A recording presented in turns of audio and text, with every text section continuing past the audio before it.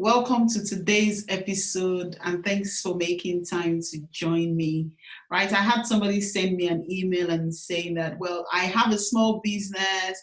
Well, a couple of people, and then I've sort of summarized it here. I have a small business, and I'm struggling to start all over after the whole lockdown. Unfortunately, lots of people, lots of small businesses, even big businesses, are not able to find their feet or are not able to start where they have stopped, or to continue from where they have stopped. Now, you are a business, you can be a trader, you use, as long as you provide service or you provide products to people, you have customers, continuity management is very key. Today, we're going to have somebody called Mr. Upgrade. Yes, Mr. Upgrade. Yeah, he's someone with wealth of experience on personal development. If you're struggling with development, Mr. Upgrade, the person of Osage Alex, yes, he's the person to go to, has wealth of experience. He's actually a TEDx speaker. He has so many years of experience, and he's going to be sharing out of that wealth of experience with us today on continuity management for small businesses. Do you have a small business? Do you provide service to people and you're struggling? You don't know how to continue after this whole pandemic, or after this whole hold where the world was put on hold. Yes, just wait till the end. Wait till the end and hear from Alex. Can we have Alex?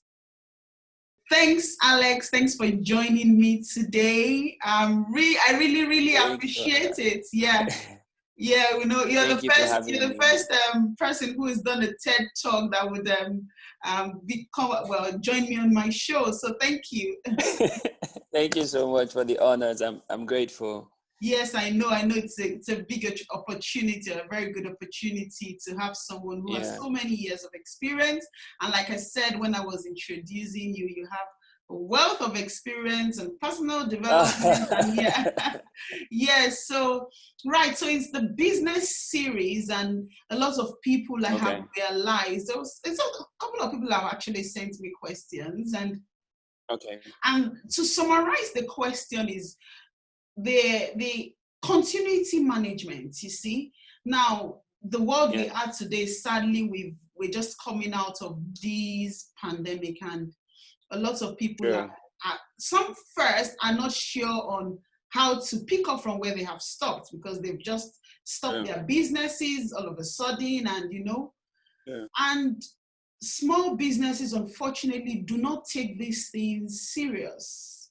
Continuity management is very, very key for every business.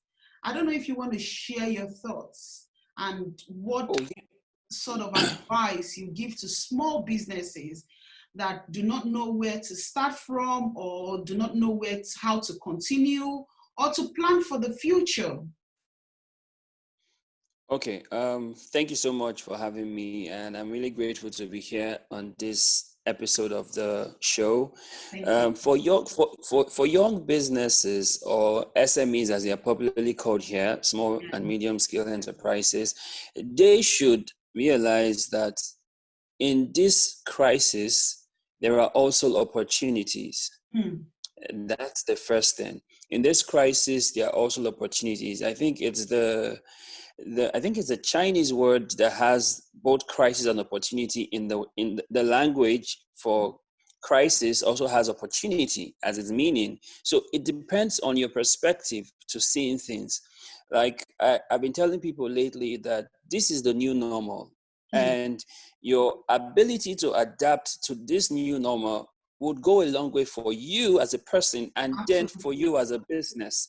Now, one of the things I tell people, especially as regards personal development, is to let them know that you can never expect your business to grow if you as a person is not growing.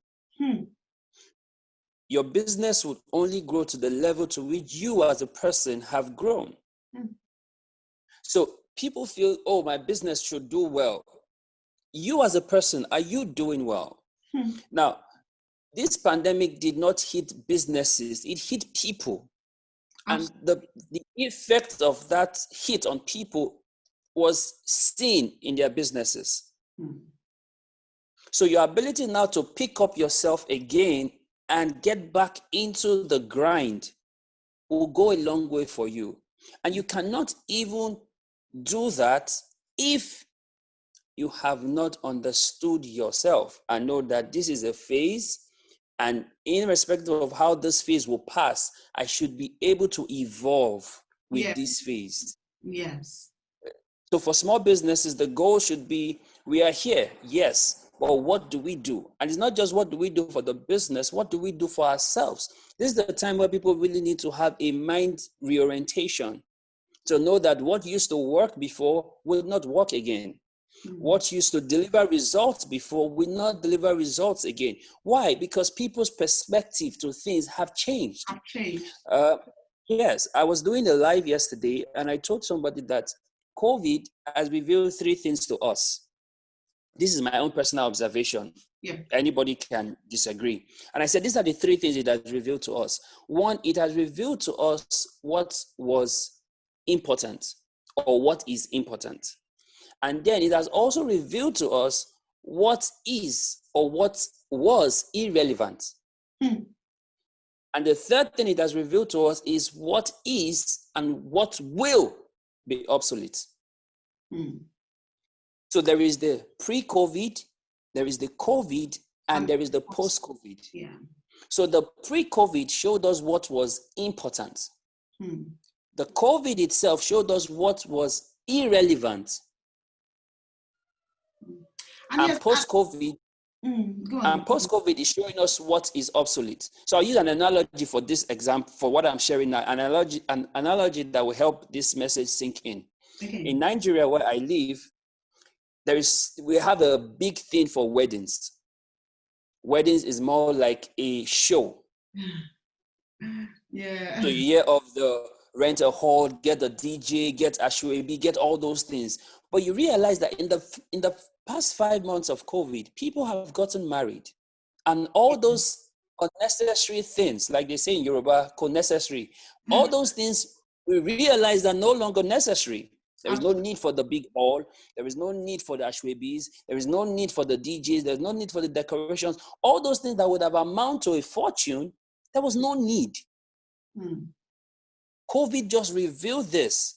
Yes. And now it will be unwise of anybody to try to do a wedding pre-COVID way in a post-COVID era. So how does this relate to businesses? In your business, now you have realized some things are no longer important. They are not irrelevant. So for some businesses that would depend on having a physical location, they realize that you can actually do it from your home. So paying rent for a physical location is no longer important. So going back to say, now that post-COVID is here, let me go back and take back my shop, you really didn't learn anything. So how do they begin for continuity? The first thing is to realize that where are we now? This is where we are now. Yes, where are we now? We are in post-COVID. A lot of things have changed globally in 5 months. And like I told someone yesterday on my IG Live, I said the effect of now, which is the post-COVID, will be seen in probably 2021 or 2022, not even now. Yes, absolutely. I absolutely agree with you. So young businesses need to understand first, where are we now?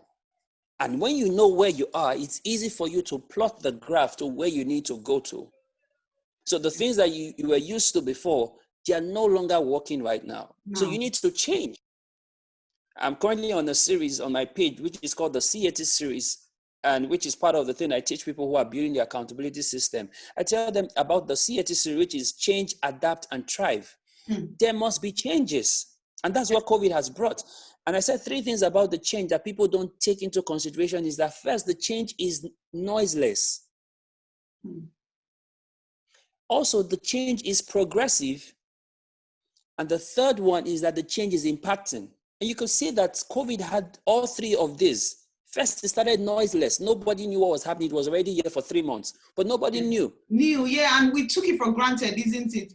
Yes, because it was noiseless. So people jokingly that when the day a lady gets pregnant, there is no ring the alarm, fire alarm that she's not pregnant. It's noiseless. There's no activity. It's noiseless, but the change have started. Absolutely.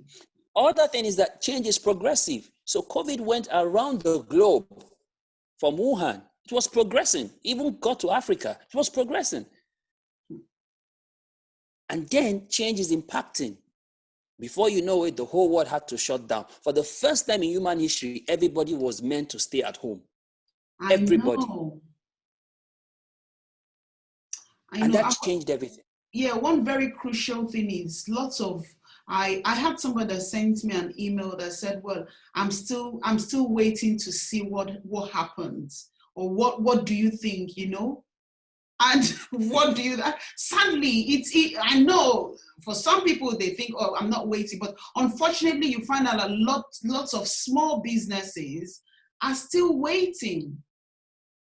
They are waiting and they are not. So what would you say in addition to what you have said to these people? Because firstly, some of them are scared.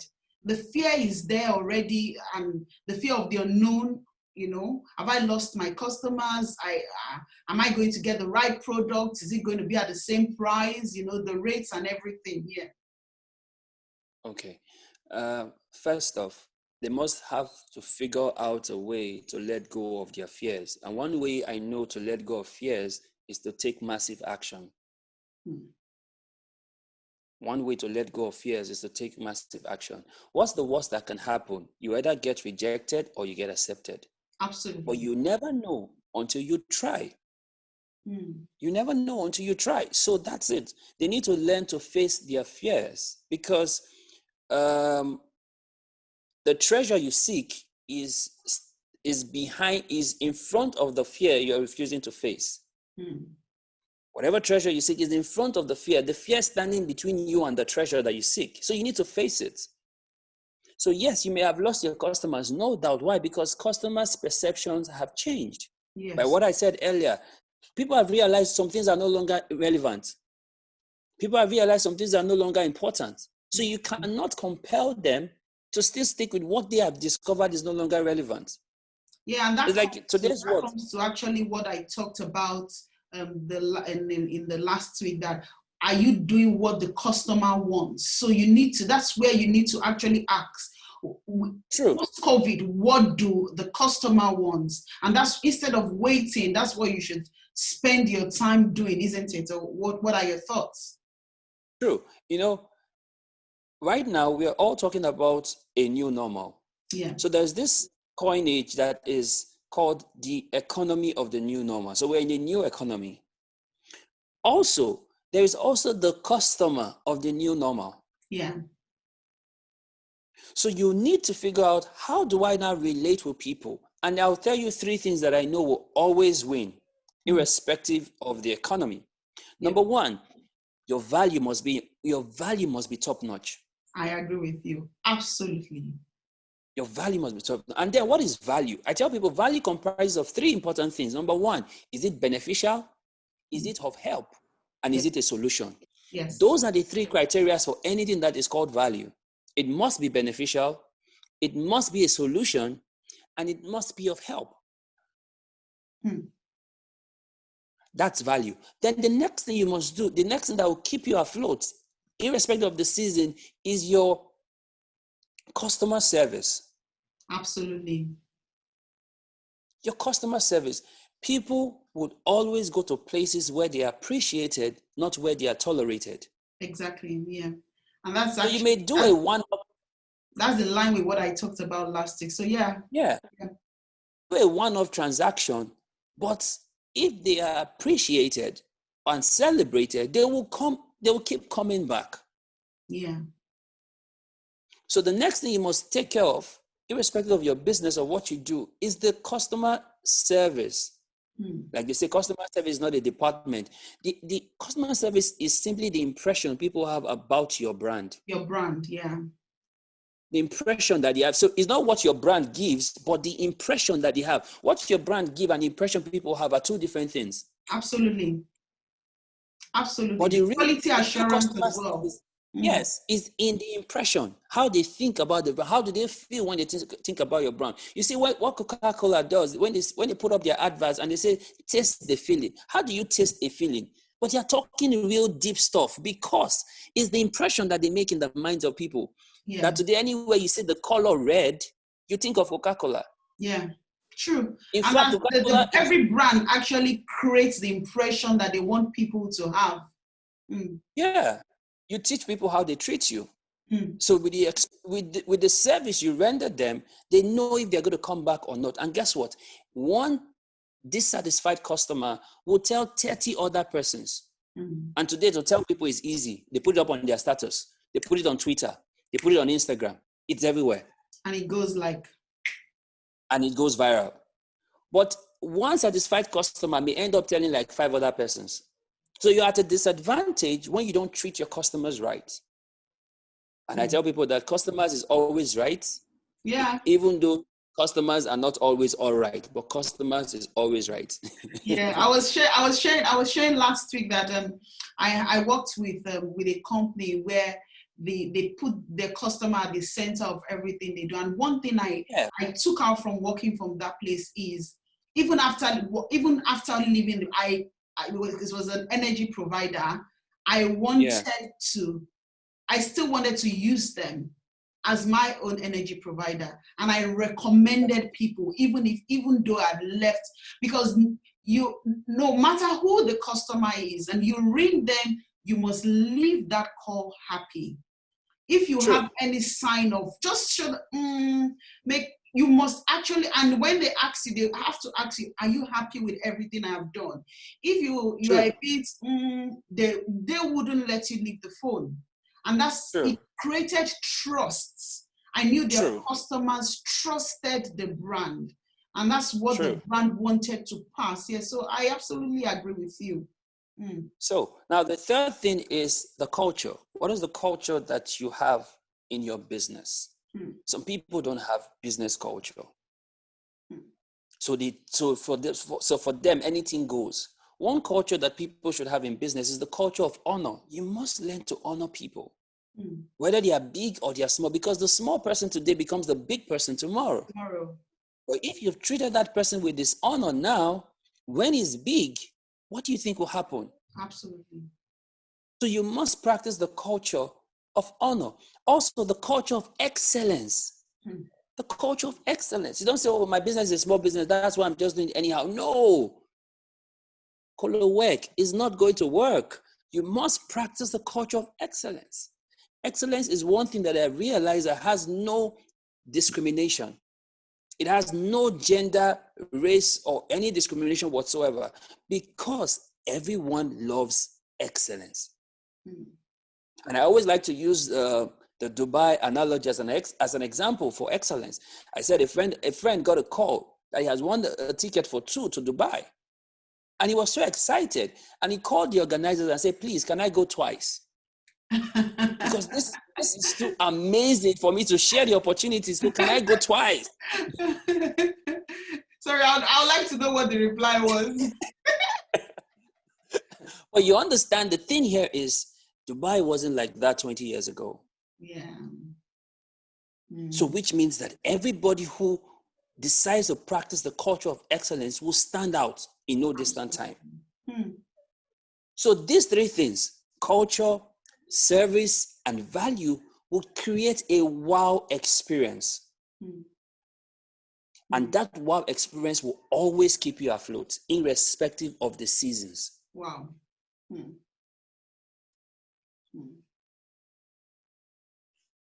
Right now, so in addition to what you have said, some people, I know this, COVID has actually taught everybody, it's been a learning curve, and we've learned our failures, and what we could. Now, in continuity, people need to start planning for disaster. That's what that's one thing it has actually taught us, to plan ahead of problems. And it doesn't have to be a pandemic. It could be flood, it could be fire, it could be, so what would you share with us? Yes, continuity in this sense. I'm planning for continuity.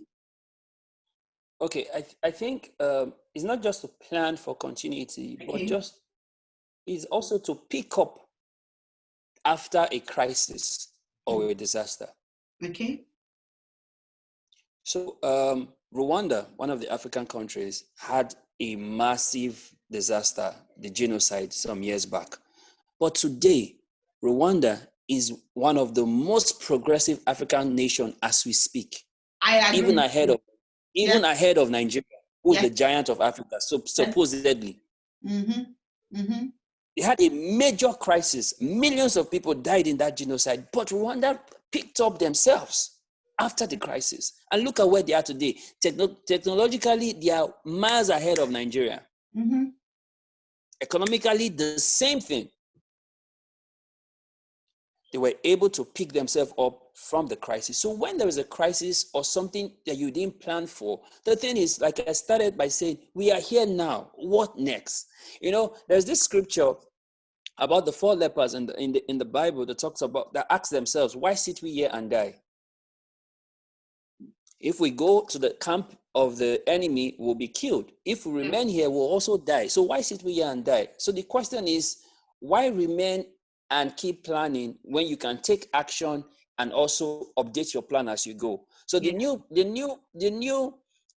slogan should not be ready, set, and go. It should be go, set, and ready. Go first. You get set on the way. Those small steps plan, those little changes, or it actually costs less as opposed to a drastic change management.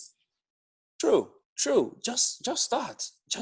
Yes, we hit the crisis. Right now, a lot of people had to go online for everything that they are doing. People who were very, very reluctant to going online, but now they have to. They have to, yeah. And the thing with change is that change offers you no apology. Change is not going to say, oh, please, I'm sorry, make adjustments. No. I tell people this. I say, remember the era of the typewriter? When the computer showed up, the computer didn't go to the typewriter and say, please, the computer, give me some space, let people see me. Do you understand? Yeah. It owes you no apology. It's either you upgrade or you will become obsolete. It's that simple. Yeah. So for small businesses, it's not enough to plan. Take action on the plan and you keep planning as you go. Take action, because right now people are using uncertainty, we are planning, as the new form of excuse. And I tell people, excuses are good reasons for bad results. They are the tool of the incompetent, and they that use them are not wise.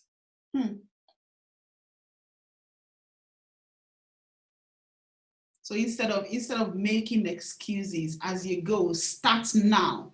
Start making now. Adapt to this is it now. Adapt to it and move on. Adapt so you can thrive. Adapt. That's one of the things. See how you can do things differently to fit into the world we are now. Simple.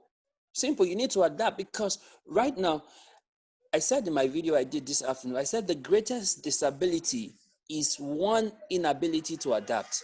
To be honest, a lot of people struggle with change. Some people are just comfortable with where they are, and they say, we have this set of customers, but now even your customers might change because of the world.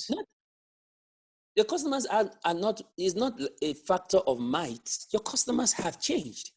Yeah, because even everyone's mindset has changed now, isn't it? Yes, your customers have changed. Your customers are no longer the people you walk past on the street. Your customers are online. Yeah. Everybody's online right now. You want to do business, you must be able to position yourself properly online to attract the kind of customers that you also want to attract. Like I also tell people, another way of mediocrity is trying to market to people who cannot afford your service or product. That's another level of mediocrity entirely. Yeah. So you must know who your customers are. Know the people you think can afford what you have. Yes. And market to them. yeah, one thing I also wanted to talk about was for people that do not have, that do not even know how to go about everything we have said. One thing I always think of is you could get somebody who is an expert to advise you, or to get True. or to look at people who have done this or have started taking steps, or people within your market area, and get advice. So would you share your thoughts on that? Yeah. Because to be honest, we might say these things, but it's not everyone that has an understanding of what to do, even with everything we have said. Hence, they might need a coach or looking at other people in that area. Okay, I always smile when people say some people may need a coach. I feel personally that there are three reasons why people may not do anything with this season. One, they are not hungry enough. Number two, they have found comfort in their discomfort. Yeah. And number three, they are not willing to pay the price of what it will cost them. So until these three things are dealt with, they don't need a coach. Yeah. They don't need a coach yet. When they are ready to become hungry for their success and their greatness, then they will see the need for a coach. When they are tired of finding comfort in their discomfort, because the human being is a very amazing adapting machine. We can adapt to whatever circumstances we are in. We can adapt to poverty. We can adapt to sickness. We can adapt to lack. We can adapt to disadvantages. We'll just adapt. We'll just adapt to it. We have the power to take steps and to reason beyond where we are. The same way we have powers to make changes, that's the same way we have power to adapt to the things that we don't want to change yet. So I always use biblical analogies because, I'm a Christian though, but I always like, because the perspective is always clear. The story of the prodigal son, I keep telling people that the day the guy ran out of his last cash, he could have gone home. The staying to feed swine and live with swine was not necessary. But because he was able to adapt to that stage of his life, that's why he stayed there until he got tired of being in that stage. And then he said, I'll go back home. For some people, COVID has hit, yes, no problem. They need to make changes, yes, no problem. But some people are not yet tired. They're not tired. Sometimes they're not tired yet. I ask some people questions when I do my IG live. I say, are you broke enough? Are you broke enough? Because if you're not broke enough, you'll still feel, I'll be fine. One of the things that COVID revealed, to support you, to ask for. Yeah. So one of the things that COVID revealed for people is the fact that a lot of people have been living on paycheck to paycheck. So when COVID hit, that circle was disrupted.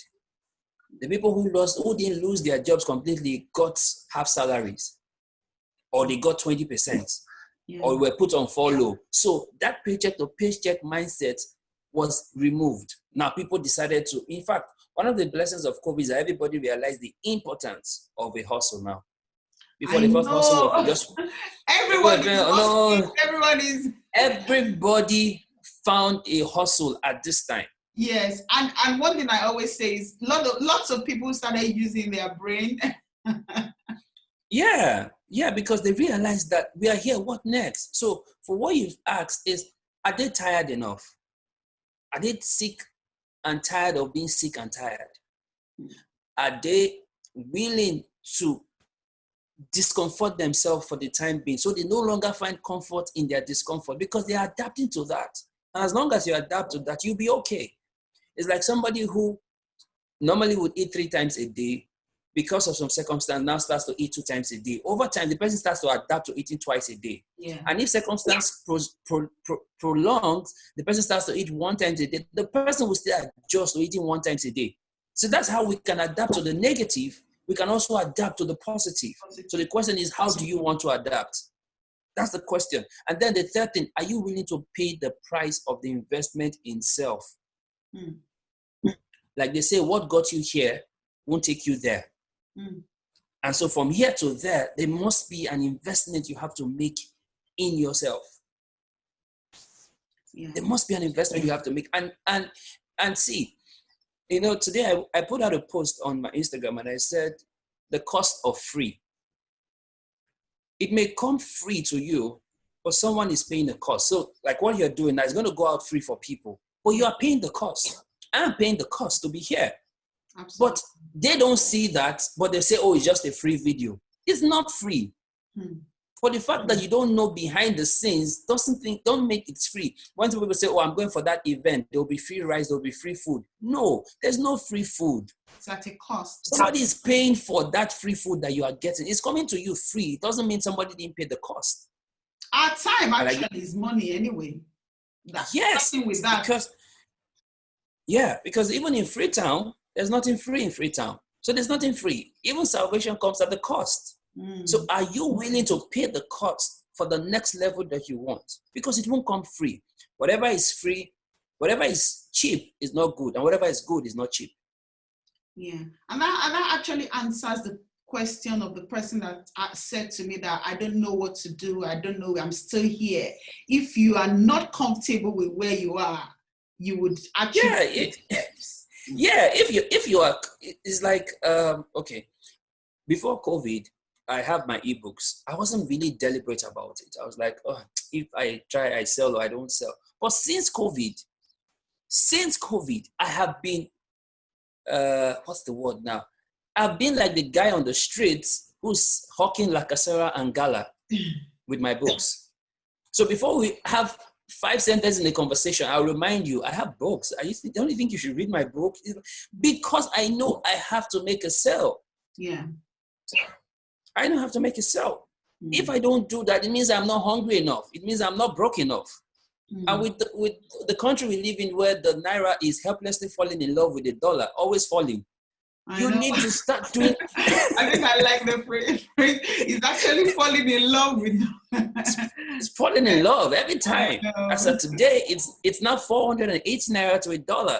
You can't imagine. So somebody who took a loan at 360 to a dollar now has to pay back that loan at 480. Please don't remind them. Don't remind them. So they don't feel really depressed, Yeah, which is absolutely true. And just before you go, I want you to talk about what you do and what some of your books. However, before we go ahead to do that, what final tips will you give to people on continuity management in their businesses, whether it be a tailor, a trader, a hairdresser, wherever you find yourself, where you're providing a service to individual or to you have customers, as long as you're providing a product or you're providing a service, what continuity plan or advice would you give to people finally? Oh, simple. And then you can go ahead and talk about what you do and your business and how people can benefit from your coaching or your books. Yeah. Okay, no problem. What I would advise them to do, irrespective of what they are into, is that they should become dice. By dice, I mean DICE. They should become dice with what they do. And what do I mean? D, they should become diligent. The scripture says here that a man who is diligent in his deeds, he will stand before kings and not mere men, which means the number of great people you stand in front of is the level of the diligence that you have. So you see, for instance, Daniel served 3 different kings. He didn't lobby for any of those things. His diligence kept him in 3 different dispensations. The next thing is that they have to be intentional. You can't do everything. You must focus on one thing and own it. You have to be intentional about what you need to do. Yes, you have to be intentional about what you do. And then they have to be consistent. A lot of people lack discipline of consistency. So they start today, they stop tomorrow. They look at what's the next thing that is trending and they jump to that. They leave what they have been doing before. No, you have to be consistent. You have to be consistent. And finally, the E in the dice, you have to be excellent. So put all these things into perspective, DICE, it will keep you afloat in any season. You are diligent, you're intentional, you're consistent, and you're excellent. And this is what Dubai is using. This is what Dubai is using. They're diligent, they're intentional. Dubai has only 3 natural resources: sun, sand, and sea. But yet, and they're making wise use of it. They're making the. They are like the eighth. For lack of a better description, they are the eighth wonder of the world. Everybody wants to go there. Everybody wants to visit there. Like the joke I gave the other time. The guy called them, can I go twice? Now, the reason is this. For this, Dubai made sand valuable that you now pay to go and see sand. Yes. They made best use of what they had. They converted what the resource they had into an opportunity to benefit them. They are diligent. They are intentional. In the Dubai culture, you cannot drink alcohol on land. So they build hotels on water where people can drink alcohol. They're intentional. They are consistent. As of 2015, Dubai already had the Minister of the Future. In my country here, we don't even know what that is. So it's planning for the minister. Well, and to be honest, that's how we should think, isn't it? And yes. For Dubai, even in our small scale business, in our lives, in our homes, we should use this to inform everything we do. And I absolutely agree with you. And then they are excellent. Dubai is just, if you think of excellence, the picture that comes to mind is Dubai. They are that excellent in everything that they do. They want to be stand out. Yes, and they have done it exceptionally well. So it leads me to talk about what I do. As a person, I'm a coach, a writer, and a poet.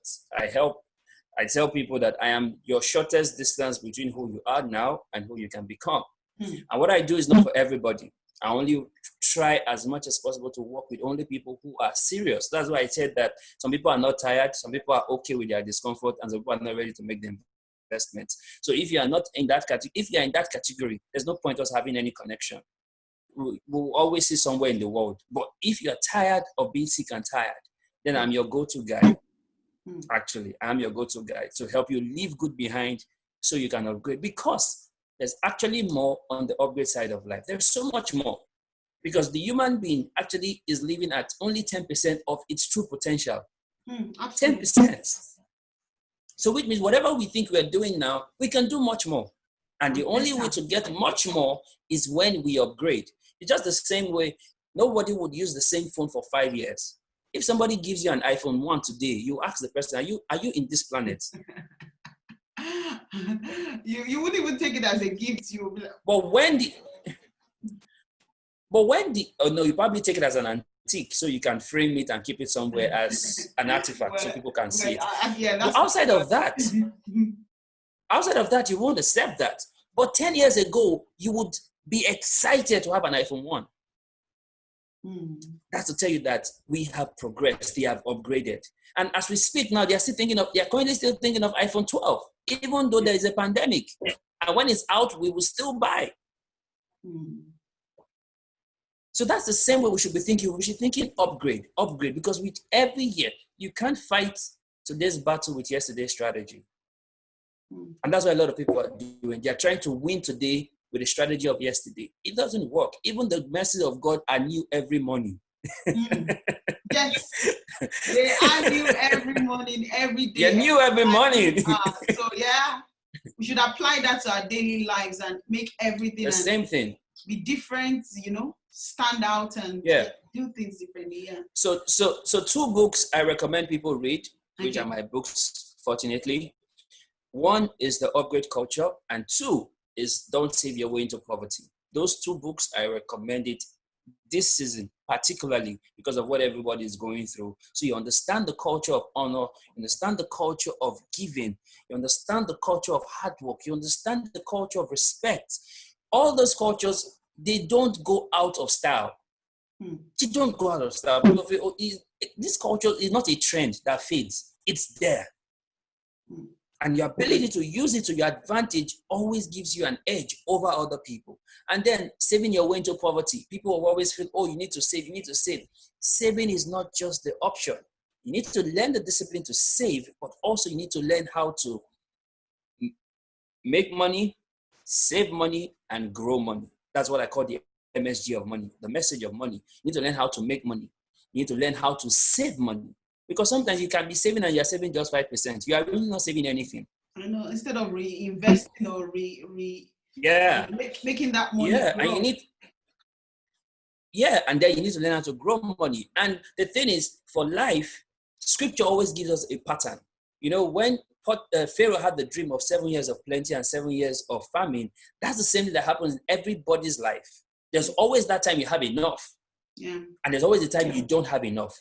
It's what you do when you have enough that will keep you having more in the time when nobody's having enough. Dry season, yeah. That's what Egypt did at that time through the wisdom of Joseph. That's what they did. So you can imagine Egyptians at that time were enjoying the years of surplus, did not know. And they knew, let me not say they did not know, they knew that there would be famine because it was announced. But yet they did nothing. So they were saving themselves into poverty. So when that time of famine actually came, first they used the money they had to get food. Later they sold themselves to get food. Why? Because they did not understand how they could make, save, and grow. So that's what people need to understand, especially if you live in a third world country where your currency is always being devalued. You need to start thinking of, okay, how do I have my currencies in foreign currency? So if you are in a third world country like Nigeria, you should be having investments outside of Nigeria. And it's possible. So that even if the naira keeps falling, you're secured because your value is in dollars. That's the universal standard currency. So you are secure. Wow. Thank you so much. So for everyone that is interested in Alex's book, I'll leave the link under this episode so that you can go and buy it. Yeah. And yeah, one thing I want you to take, he is also on Instagram as Wisdom Counseling. I'll also leave a link to yes. So you want to be you want to edify your personal well-being or your personal culture. You know, you want to. I'm always on his page. You know, it's there to remind you on one thing that would help you to grow.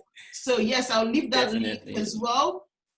And yes, if you're going to take anything out of this episode today, it's easy, the dice. So you need to be diligent, you need to be intentional, consistent, and excellent in everything you do. And of course, you would stand out. He has used several scenarios using the example of Dubai. And of course, you know, everybody can see, it's obvious, and you see how they stand out. So take that away from here. And thank you so much, Alex. Thanks for sharing. Thank you so much for having wonderful me. Tips. And yes, we hope to have you. I'll let you go now. Thank you. Thank you so much. Do have a great day. All right, then. Yeah. Bye. Wow. That was rich. That was filled with lots of information. Now, if you have found this very, very useful, you want to share it with any small business or any of your family that you know is struggling. People need to hear this. People do not need to suffer in silence. Unfortunately, lots of people are not able to answer some questions. If you think that some of the tips that have been shared by Alex in this episode will be useful to them, do not forget to share. Do not forget to subscribe as well so that you do not miss our subsequent episode. Subscribe on our YouTube, on our Facebook, on our Instagram. Subscribe, follow us, yes? And yes, encourage us as well. Encourage us to get more people to answer those your questions that have remained unanswered. Yeah, and if you have any other question, as usual, the email is on the screen. Keep those questions coming in, and we'll make all efforts. We'll do all we can to get experts to answer those questions that have remained unanswered, that have kept you worried. Yes, we'll make effort to get them answered. And thanks for making time to join me today. This is Dr. Bola Adeyeye Omishade, and I will see you next week. Bye.